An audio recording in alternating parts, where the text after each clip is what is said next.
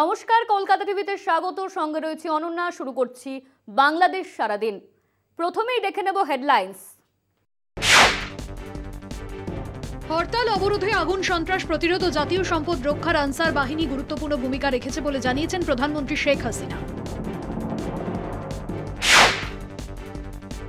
আজ সকাল 11টায় প্রধানমন্ত্রীর কার্যালয় মন্ত্রী পরিষদের সভার শুরুতে জিআই পণ্য হিসেবে স্বীকৃতি পাওয়া এই 3 পণ্যের উল্লেখ। সেলিমা রহমান বলেন, আন্দোলনের অনেকগুলো বাঁক থাকে। প্রথম বাঁকে আমরা নির্বাচন বর্জনের ডাক দিয়েছিলাম, সেখানে সফল হয়েছি। গত 24 ঘন্টায় ঘটে গেছে বিভিন্ন ঘটনা। বাংলাদেশের সেই সমস্ত খবরের দিকে নজর রাখবো। 23 সালেও আমরা দেখেছি যখন অগ্নি সন্ত্রাস, রেলে আগুন দেওয়া, রেল লাইন কেটে ফেলে দেওয়া। হরতাল অবরোধে আগুন সন্ত্রাস প্রতিরোধ ও জাতীয় সম্পদ রক্ষায় আনসার বাহিনী গুরুত্বপূর্ণ ভূমিকা রেখেছে বলে জানিয়েছেন প্রধানমন্ত্রী শেখ হাসিনা। দেশের যে কোনো জরুরি প্রয়োজনে অবদান রেখে চলছে বলেও জানান তিনি। আজ সোমবার গাজীপুরের সখীপুরে আনসার ও গ্রাম প্রতিরক্ষা বাহিনীর 44তম জাতীয় সমাবেশে এসব কথা বলেন তিনি। সকল মুক্তিযোদ্ধা বীর। প্রধানমন্ত্রী বলেন, সরকার সন্ত্রাস, জঙ্গিবাদ, মাদক থেকে দেশকে রক্ষা করতে চান। এছাড়া দুর্নীতির বিরুদ্ধেও সরকারের যুদ্ধ অব্যাহত থাকবে। এসব বিষয়ে আনসার বাহিনীকে তাদের দায়িত্ব অব্যাহত রাখার আহ্বান জানান প্রধানমন্ত্রী শেখ হাসিনা। সব থেকে বড় কথা হলো, আমি আন্তরিক ধন্যবাদ জানাই যখন সেই 2013 সাল, 14 সাল এবং এই 23 সালেও আমরা দেখেছি যখন অগ্নি সন্ত্রাস, রেলে আগুন দেওয়া, রেল লাইন কেটে ফেলে দেওয়া, মানুষকে হত্যা করা, বিএনপি জামাত জোট যে ধ্বংসাত্মক কাজ করেছিল, সেখান থেকেও এই রেলকে অ্যাক্সিডেন্ট থেকে রক্ষা করা বা মানুষের জাতীয় সম্পদ রক্ষায় আনসার বাহিনী অত্যন্ত দক্ষতার সাথে তাদের উপর অর্পিত দায়িত্ব পালন করে। আমি সকলকে আন্তরিক অভিনন্দন জানাচ্ছি।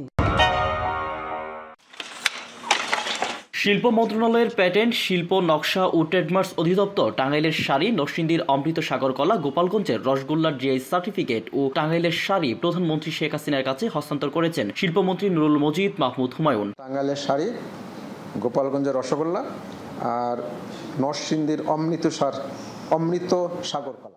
রোববার প্রধানমন্ত্রীর কার্যালয়ে মন্ত্রী পরিষদের সভার শুরুতে জিআই পণ্য হিসেবে স্বীকৃত পাওয়া এই 3 পণ্যের সনদ তুলে দেন শিল্পমন্ত্রী নুরুল মজিদ মাহমুদ হুমায়ুন ও সচিব জাকারিয়া সুলতানা। আমাদের যেসব পণ্য আছে সেই পণ্যগুলো যেন আমাদের তরফ থেকে উদ্যোগ নিয়ে যেন করে ফেলা হয়। ভারত যেটা করছে একটু দেখেন, বাংলার টাঙ্গাইল শাড়ি এরকম একটা শব্দ বোধহয় আছে ওখানে, তো এইটি নিয়ে সেটাও একটু আলোচনা হয়েছে। যদি এরকম কোনো কনফ্লিক্টের কিছু থাকে, এই কনফ্লিক্ট রেজলিউশনের জন্য ইন্টারন্যাশনাল একটা অর্গানাইজেশন আছে, সেখানে আমাদেরকে মানে এরকম কিছু থাকলে যেন আমরা দ্রুত সেখানে যেন বিষয়গুলো উপস্থাপন করি।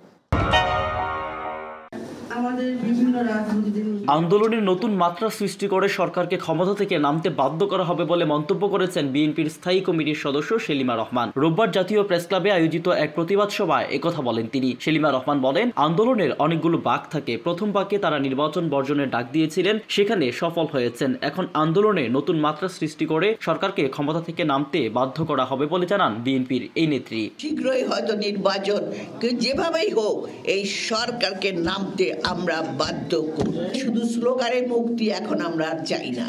স্লোগানে আমাদের কিছু হবে না।